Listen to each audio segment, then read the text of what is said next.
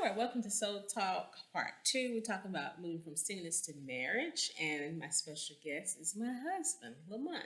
Hey, everybody. So now we're going to talk about celibacy because there are a lot of singles who think this is impossible. Like once you've had it, I can't stop, which is not true.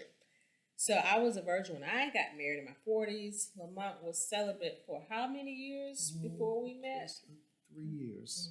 3 years. Okay, so I want to know, because I'm sure you want to know as a man, what made you decide, because he had been married before, what made you decide from being married, divorced to now single that I'm going to be celibate? What was your decision making process? Well, I had had a relationship with God for going on since I was a teenager.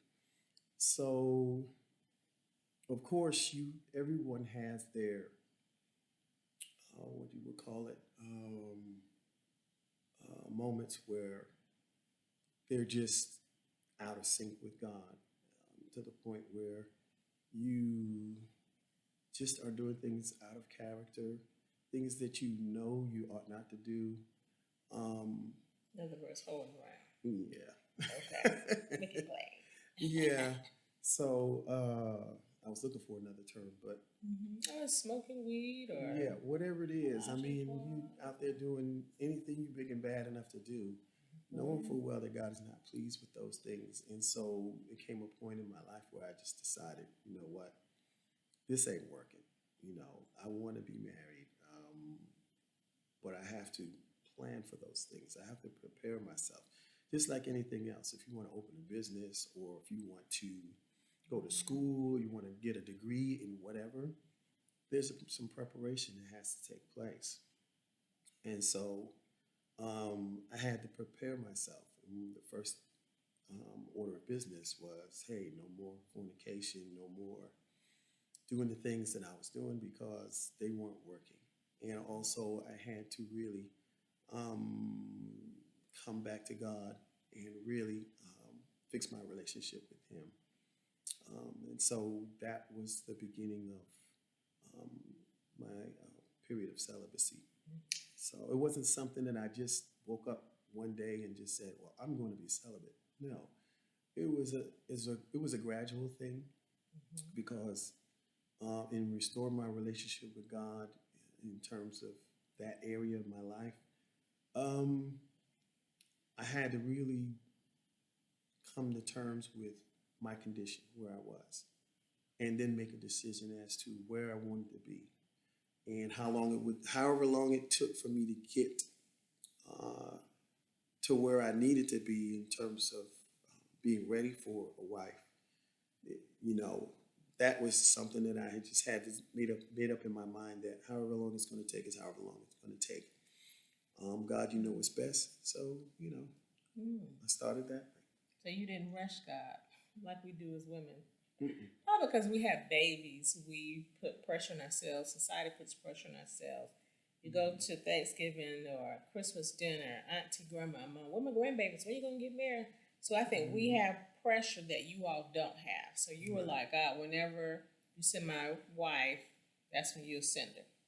Mhm. What did you do when you were tempted to have sex? What did you do to stay busy?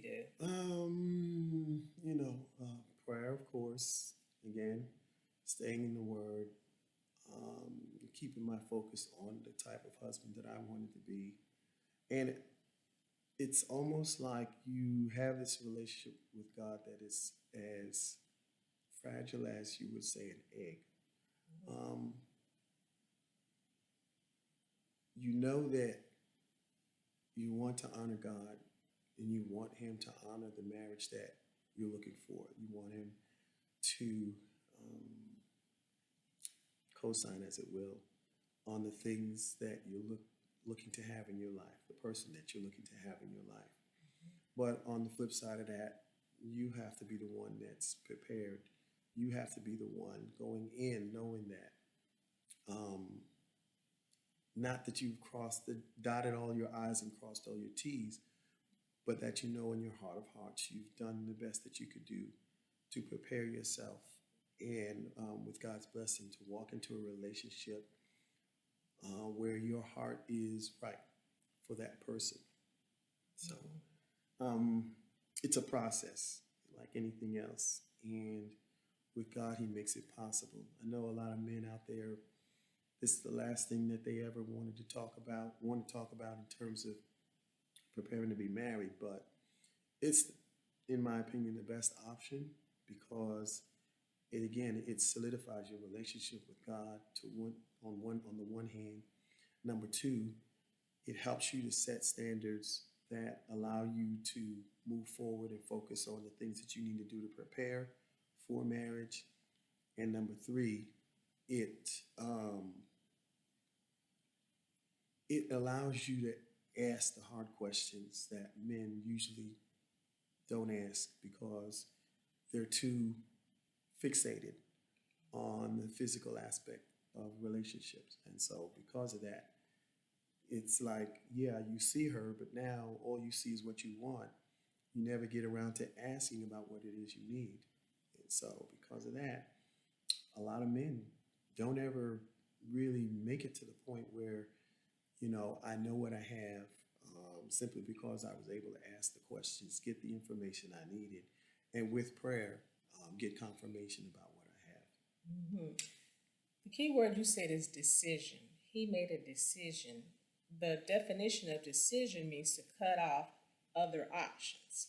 So you're either going to be sexually active or not sexually active. So you made a decision to be celibate because you wanted to be a certain, well, one, because you wanted to please God, and two, you wanted to be a particular husband to your wife. All right, awesome sauce. It is possible. A lot of people, oh, I can't do that. Once you've had sex, especially after you've been married. So I want to bring that point. You have been married before, single, and then made the decision. So with God, that's what the scripture says. With God, all things are possible. If you try to do it by yourself, you will fail. Even with God, you may even fall into temptation, but God gives us grace. He gives us forgiveness. He's a loving God. And He doesn't remind you of your sin. We remind ourselves of our sin. And so He's faithful and just, and He will bless your marriage because the blessing is in obedience. That's right. Mm-hmm. So I know I mentioned emotionally, how many minutes we have? Okay. Emotionally immature in video one. So my question to you, and I'm going to respond to that in just a minute. Why do you think there are a lot of Christian marriages failing? Again, I always go back to what is the relationship with God? What's the condition of the relationship with God between God and both partners? In other words, what is the husband's relationship with God like? What is the wife's relationship with God like? A lot of times people think just because two people are married that the relationships with God are similar or the same. Then that's not necessarily true. Yes, even though you're married, you still have a relation, and you're married, and God treats you as one. Your relationship with God may be totally different from than your wife's relationship with God. He looks at you as one, but at the same time, he understands, and you understand that you're two totally different individuals. And so, because of your relationship with Him, um, He coaches you on how to be a better husband. And same with her, He coaches her on how to be a better wife. And so, with Him in the mix, with Him right there in the middle of the marriage, things seem to work out. Not seem, but things will work out better for you. And this is not a lot of times the way marriages are set up. Two people who may or may not have ideal relationship with God get married, and they think that just because they've come together that things will just automatically work out, and things will just all of a sudden just come together. No, marriages work. And the thing is that if you don't work it, it will not work. If the husband doesn't work, it will not work. If the wife is the only one working and the husband is not, it's not going to work. So both people, spouse and husband, have to work at this. And also in their relationship with God, they have to work at that too. Relationships, it's no different in terms of relationship with God. That takes work as well. And so if you don't put in the work together, then this is where the marriage can run into problems. Mm-hmm. My response to that question, ooh, I have a long response. I think a lot of Christian marriage is not working because a lot of people are married to the wrong person. That's not who God. That's not even who they're supposed to be with. And after you get married, pretty soon you know that. So one, they just did their own thing. They married who they thought was the one. And this is not in any particular order. Mental health. Sometimes a spouse has a mental health issue that the other spouse didn't see, even though it was there, right? So we miss the red flags. I think divorces end because of impatience. So someone gets impatient and they settle, again, marrying somebody that was not their assignment, was not part of their purpose. As Bishop says, the fastest way to derail your purpose is to marry the wrong person.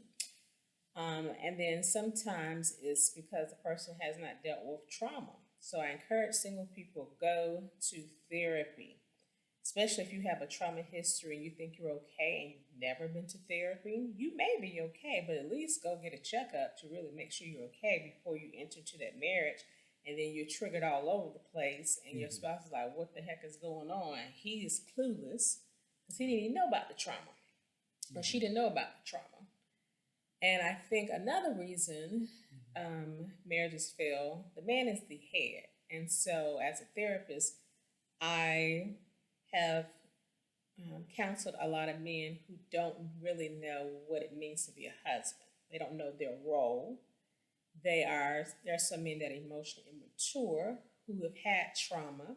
And so what we know about trauma is if a traumatic event happened at age 10, age 15, the brain is stuck back then. So when you're triggered, the husband will act like a 10-year-old, a 15-year-old. And that could be vice versa, the wife as well. But right now I'm talking about men. So there are a lot of men who are emotionally immature. They haven't grown up. They didn't grow up with a father. They have no idea what it takes to be a man, let alone a husband. And so they're trying to figure it out. Some men have a wrong definition of manhood because they think it's sleeping around with multiple women. Then they get married and try to be with one woman, and it's very difficult because they're going back to the vomit. They're going back to their single life. So it's just a myriad of reasons why Christian marriages don't work, but I think a lot of people just don't know the purpose of marriage. If you have a tool and you don't know what it's used for, you will misuse the tool. So a lot of people don't understand the purpose of marriage, so they're misusing it, and some people are just not healed. So those are some of the reasons I think marriages don't work. So thank you so much for tuning in to Soul Talk with Sonia, going from singleness to marriage part 2, and part 3 is going to be even better. Stay tuned.